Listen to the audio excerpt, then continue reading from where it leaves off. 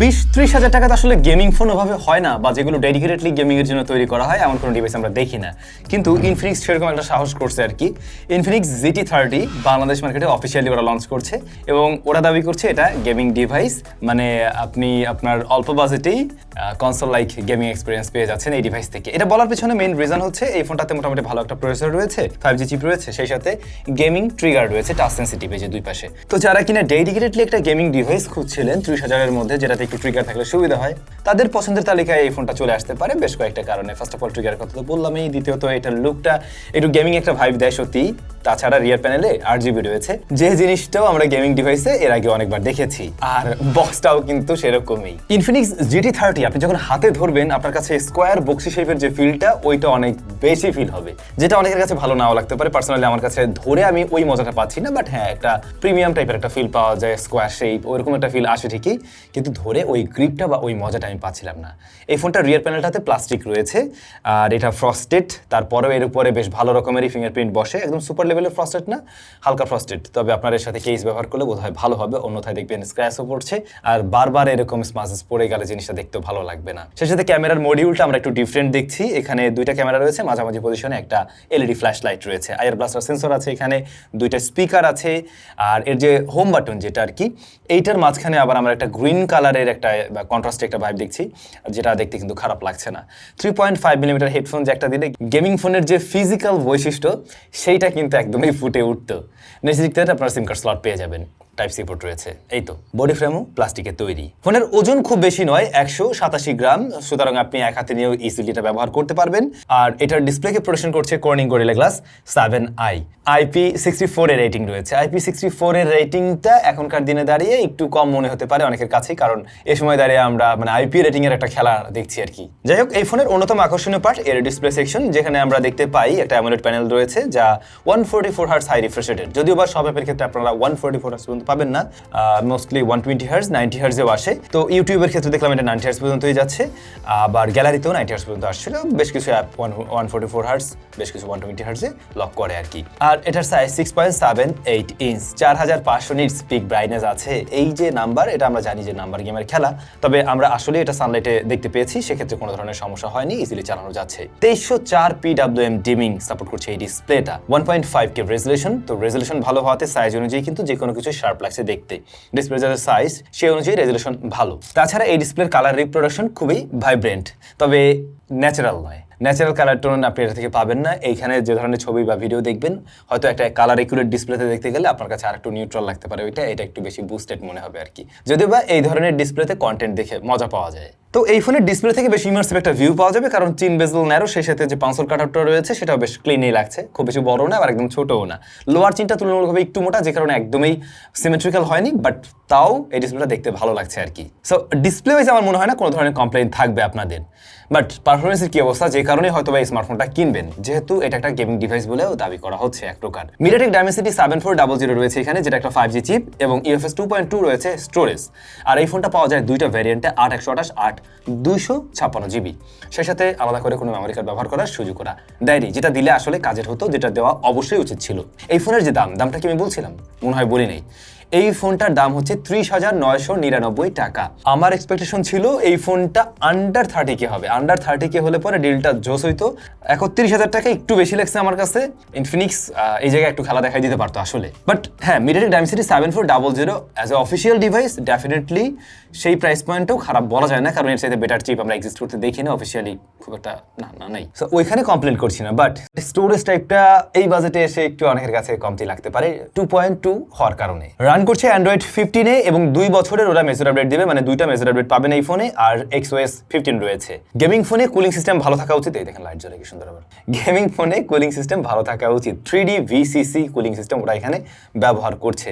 এবং সত্যি বলতে গেমিং টাইমে এই ফোনটা হালকা ওয়ার্ম হলেও সেটা মানে ছড়িয়ে যায়, বোঝা যায়, এবং যে কারণে খুব একটা সময় আসলে মানে গরম হয়ে থাকেও না, আর অতিরিক্ত হিট জেনারেট করতে দেখিনি। ওরা আবার কিন্তু অফিসিয়ালি ওই যে ফ্রি ফায়ারের সাথে কোলাবোরেশন করছে, এবং এই ফোনটার মানে টার্গেটেড কাস্টমার বলতে পারেন ফ্রি ফায়ার লাভাররাই, তাদের কাছে এই জিনিসটা খুব মজা লাগবে, কারণ ফ্রি ফায়ারেও দুর্দান্ত রেজাল্ট দিচ্ছিল।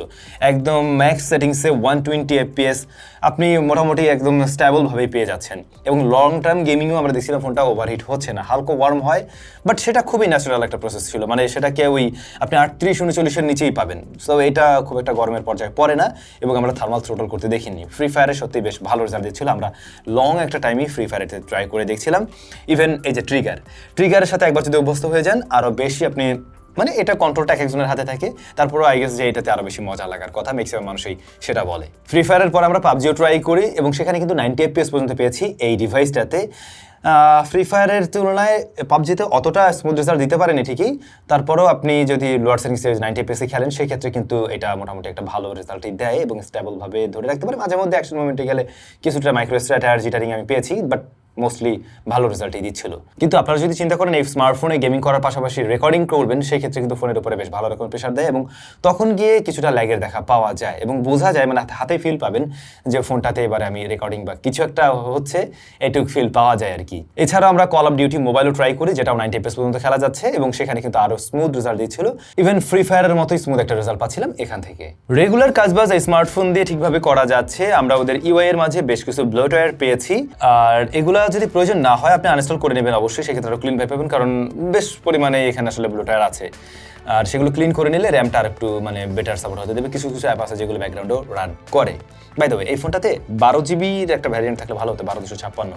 সেক্ষেত্রে মানে যেহেতু একটু পারফরমেন্স সেন্ট্রিক টাইপের ডিভাইস তৈরি করা ট্রাই করছে, র্যামটা একটু বাড়তি সুবিধা নিশ্চয়ই দিত। তাছাড়া রেগুলার ইউসেজে যেটা বলছিলাম, অ্যাপ ওপেন ক্লোজ টাইম কিন্তু বেশ ফাস্টার, একটা মোটামুটি মিড রেঞ্জ প্রাইস পয়েন্টের ফোনের মতোই রেজাল্ট দিতে পারছে।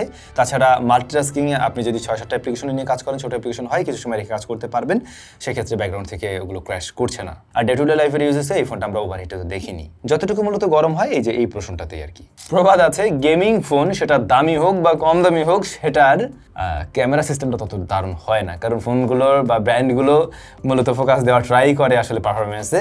সো ক্যামেরাতে এসে আমরা দেখছি এই স্মার্টফোনটার রিয়ারে দুইটা শুটার আছে, যে দুইটা ভালো, মানে একটা হচ্ছে গিয়ে মেইন শুটার 64 মেগাপিক্সেল, আর একটা হচ্ছে 8 মেগাপিক্সেলের যেটা আলট্রা ওয়াইড। তো দুইটা কাজের, এই জায়গায় কমতি নেই ডেফিনেটলি। সামনের ক্যামেরাটা 13 মেগাপিক্সেল, সে জায়গাও ঠিক আছে, কিন্তু ওই যে ইনফিনিক্সের কম দামি স্মার্টফোনগুলো বা এরকম প্রাইস পয়েন্টের ফোনগুলোতে যে ইস্যুটা আমরা দেখেছি, যা এই ফোনেও বিদ্যমান রয়েছে। বিশেষ করে হাইলাইট ব্যালেন্সিংয়ে একটু প্রবলেম আছে, হোয়াইট ব্যালেন্স মানে ততটা দারুণভাবে করতে পারছে না। হেভি হাইলাইট চলে আসলে এক্সপোজার সেটা কন্ট্রোল করতে গিয়ে একটু হিমশিম খায়।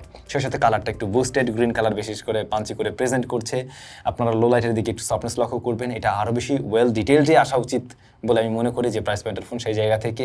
আর হ্যাঁ, লো লাইটে ওটি কিন্তু বেশ ভালো রকমেরই কন্ট্রাস্টই হয়, যদিও বা সেই ছবিগুলো দেখতে অবশ্য ভালো লাগে, এর স্ক্রিনে আরও বেশি ভালো লাগে আর কি দেখতে। পোর্ট্রেট মোডে আপনারা 1x and 2x পর্যন্ত ছবি তুলতে পারবেন। 2x এর ছবিগুলো দেখতেও তো ভালো লাগে, বাট একটু সফট মনে হয় বেশি।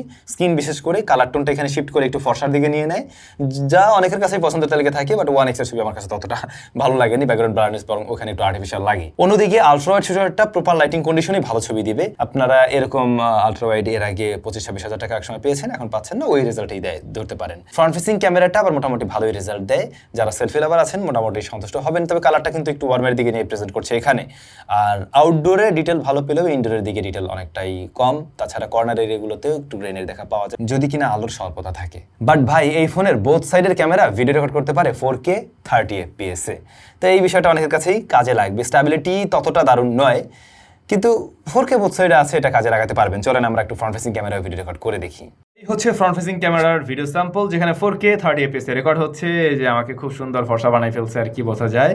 বাট ব্যাকগ্রাউন্ডের ওই লাইটটাও মোটামুটি ভালোভাবে ব্যালেন্স করছে। উপরে একটা লাইট আছে, এই অবস্থায় আমার ফেস যেমনটা দেখছেন ওইটা একটু ওভারব্লোন করে, বাট ফেসকে প্রায়োরিটি দেওয়া হচ্ছে বোঝা যায়। আর কালারটা একটু বেশি পপ আপ টাইপের। সেই সাথে এই স্মার্টফোনের ইয়াতেই রেকর্ড হচ্ছিল, কিন্তু মাইক্রোফোনেই। সাউন্ডটাও পেলেন এখান থেকেই। তো চাইলে আর কি কাজ চালাতে পারবেন এটা দিয়ে। আউটডোরে এটার ভিডিও কোয়ালিটি আরেকটু বেটার আসে। ক্যামেরাটা পারফরমেন্সের মতো টপ লেভেলে পাননি, এখানে একটু আপনাকে ছাড়তে হচ্ছে আর কি। এই স্টেরিও স্পিকার আছে, এটার কোয়ালিটি ভালো, এবং দুই সাইড থেকে সাউন্ড আসতে গেমিং এর সময় কিন্তু এটা একটা এক্সট্রা মজা দিচ্ছিল। সেই সাথে সাউন্ড কোয়ালিটিও ভালো, একদম সুপার বেস্টেজ না থাকলেও বেশ লাউড অ্যান্ড ক্লিয়ার সাউন্ড দিতে পারে। আন্ডার ডিসপ্লে ফিঙ্গারপ্রিন্ট স্ক্যানার রয়েছে, এবং এটার পজিশন একটু নিচ দিকে লাগবে, ফার্স্টের দিকে ইউজ টু হয়ে গেলে আর প্যারা নাই। এটা ফাস্ট, মোটামুটি একুরেট। 5500 mAh এর ব্যাটারি, এই জিনিসটা একটু কম লাগে। এখনকার দিনে তো আমরা 6000 প্লাস দেখে অভ্যস্ত, সেই জায়গায় এটা একটু কম মনে হচ্ছে। স্ট্যান্ডার্ডের নিচেই বলবো আমি, স্ট্যান্ডার্ড এখন 6000 হয়ে গেছে। 45 ওয়াটের চার্জিং সিস্টেমটা আবার ভালো, বাট এটাতে কিন্তু ওয়্যারলেস চার্জিং সিস্টেমটা নেই। যে জিনিসটা থাকলে আরেকটু আরেকটু মানে ওই কম দামে হালকা ফ্ল্যাগশিপ লেভেলের যে ভাইবটা দেওয়ার চেষ্টা করছে ওইটা আরেকটু বেটার ভাবে দিতে পারতো আর কি। তারপরেও 5500 mAh জন্য 45 ওয়াট ওকে, এটা ওকে, মানে টোল প্যাকেজটাকে আমি ওকে হিসাবে ধরে নিচ্ছি। এছাড়া নেটওয়ার্ক রিসিপশন ঠিক আছে, সব ধরনের কানেকশনে ঠিকভাবে কাজ করছে এবং বাংলাদেশে অলরেডি যেহেতু 5G চলে এসছে, সুতরাং আপনার এই 5G ফোনটা কিন্তু ফিউচার প্রুফ, সে জায়গাটা বলাই যেতে পারে। দেখুন এই ফোনটা মূলত তাদেরকেই টার্গেট করেছে যারা কিনা আপনারা একটা 5G ফোন এবং এই প্রাইস পয়েন্টের মধ্যে 30,000 আশেপাশে আপনি একটু গেমিং করবেন, এই ধরনের একটু গেমিং ফিচার টিচার থাকলে সুবিধা হয় সেরকম কোনো ফোন কিনবেন, তাদেরকে টার্গেট করে এসছে। ইভেন এটাতে কিন্তু ওই যে গেমিং মোড রয়েছে, এআই গেম, বুস্ট টুস্ট, এই বিষয়গুলো আছে যেগুলো আমরা ইনফিনিক্সের এর আগের ফোনগুলোতেও দেখেছি, যে কারণে আমি ওইটা নিয়ে আর কথা বলতে গেলাম না। সো মূলত টার্গেট করেছে তাদেরকেই। এখন এইটার টার্গেটেড কাস্টমার কারা নিশ্চয়ই আপনি বুঝে ফেলছেন। আপনি যদি একজন গেম লাভার হয়ে থাকেন এবং এই প্রাইস পয়েন্টের মতোই একটা গেমিং রেজাল্ট চান, বাট বাড়তি যে ট্রিগার থাকলো, কন্ট্রোলিং একটু সুবিধা, একটু কুলিং সিস্টেম বেটার, তারা অবশ্যই এটাকে চয়েস রাখতে পারেন। বাট একেবারে ব্যালেন্স টাইপের প্যাকেজটাকে বলা যাচ্ছে না, ক্যামেরাতে কিছুটা কমতি আছে সেই জায়গাটা। আবার এই ধরনের ডিজাইন কিন্তু সবার হাতে ভালো লাগে না, একটু ফাঙ্কি টাইপের ডিজাইন, তো এটা সবাই হয়তো পছন্দ নাও করতে পারে, সেটাও একটা বিষয়। আপনার কাছে কেমন লাগলো কমেন্ট করে জানাবেন। আর কমতির কোন কোন জায়গা ছিল সেটা আমি শেয়ার করে দিলাম, এই বাদবাকি ডিসিশন আপনি নেবেন নিশ্চয়ই। সবাই ভালো থাকবেন, দেখা হচ্ছে নতুন ভিডিওতে। বাট ইনফিনিক্স তোমরা দামটা একটু কম রাখলে, মানে 30-এর মধ্যে রাখলে, তাহলে পরে পারফেক্ট হইতে পারতো। আইদার 12 GB র্যাম দিয়ে আসলে পরে এই দামে আমি কমপ্লেন করতাম না, এই আর কি।